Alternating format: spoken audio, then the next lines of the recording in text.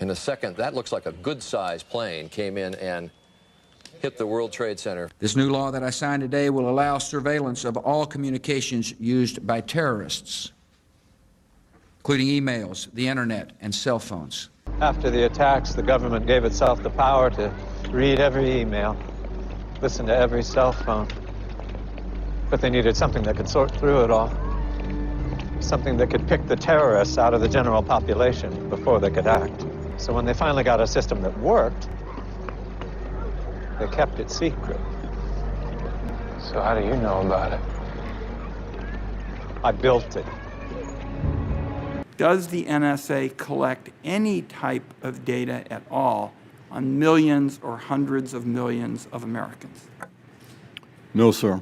His name is Edward Snowden. He's an American former CIA employee and computer technician. Today, he came out as the leaker of classified NSA documents that spell out a secret surveillance program. Now's the time to pull back the curtain. And welcome to the trial of the United States government.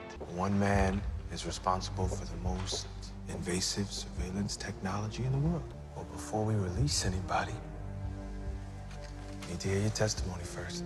On September the 12th, 2001, I began coding a complex surveillance system that would be known by many code names over the years, although I always just called it the machine. By the time we turned it over to the government in 2009, the machine had helped stop 54 terrorist attacks, saving an estimated 4,000 lives. I don't know how many it's saved since. You have access to it. Can we turn it off? You have nothing to fear from my system, Mr. Collier, I assure you. You'll forgive me if I don't take you at your word. The machine's only output is a number. That's all the government ever gets.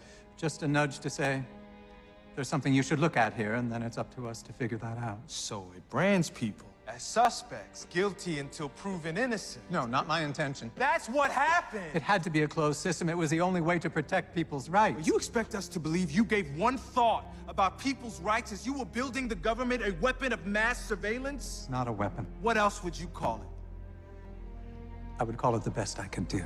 And it never occurred to you the damage this thing could do, the lives it could destroy. It occurred to me on day one, Mr. Collier, and every day since.